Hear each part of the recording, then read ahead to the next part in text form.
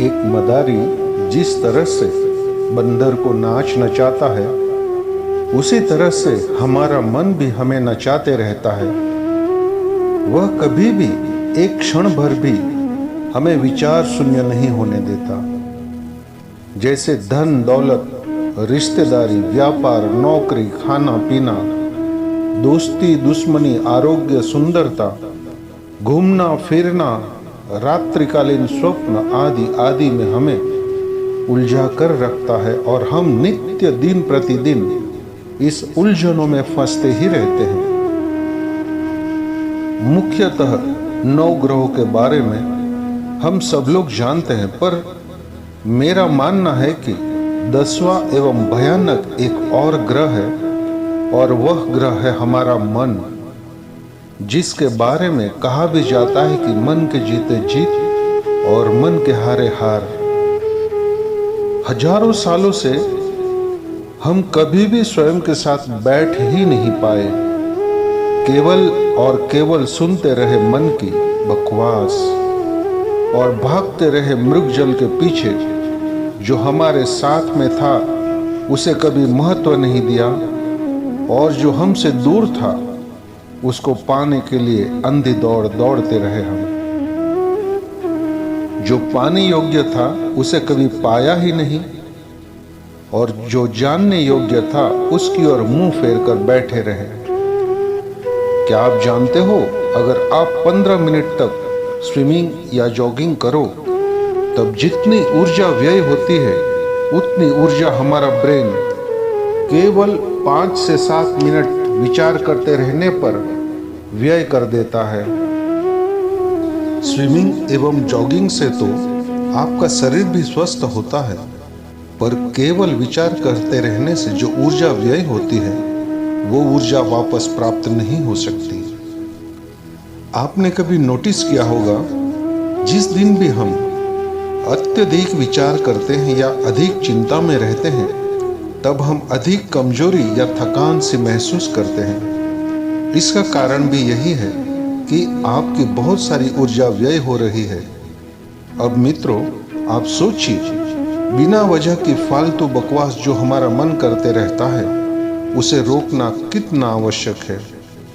आप अगर मन की इस बकवास को रोकने में असमर्थ रहे तो आप कभी भी स्वयं की शक्ति को समझ ही नहीं पाओगे, और ना ही आप कभी कोई ऐसा क्रिएटिव काम कर सकते हो जिससे स्वयं को एवं देश दुनिया को कोई लाभ हो। परमात्मा ने इस सुंदर संसार का निर्माण किया है। उस संसार में आपका योगदान देना भी जरूरी है, और वह भी ऐसा योगदान जिससे लाखों करोड़ों का कल्याण हो सके और वे सभी लोग छूट सके उस मन मदारी के द्वारा रचित उलझनों से भरा चक्रव्यूह से। आइए प्रिय मित्रों, इसी श्रृंखला में हम आगे बढ़ते हैं और जानते हैं कैसे रोके मन की बकवास को। ज्यादा समझाना भी उचित नहीं है, क्योंकि इस समय आपको मेरी बातें भी बकवास ही लग सकती है, क्योंकि अभी आप भी मदारी के चुंगल से छूट नहीं पाए हो। अस्तु दोस्तों, रजनीश ओशो ने अपने जीवन काल में ध्यान धारणा के बारे में इतना कुछ कहा है जितना शायद इस पृथ्वी पर भगवान बुद्ध के बाद कोई भी नहीं बोल पाया होगा। उन्होंने बहुत प्रयोग एवं उपाय बताए हैं ध्यान धारणा एवं साक्षी तथा दृष्टा भाव के ऊपर, मगर इस सभी प्रयोगों में से मुझे जो सबसे सहज और आसान प्रतीत हुआ, उस प्रयोग के बारे में आज हम चर्चा करते हैं। मित्रों, अब जो मैं आपको बताने जा रहा हूं उसे बड़े ध्यान से समझिएगा। जब भी आपके पास केवल 15 से 20 मिनट का समय हो, तब आपकी सांसों पर ध्यान देने की शुरुआत करें।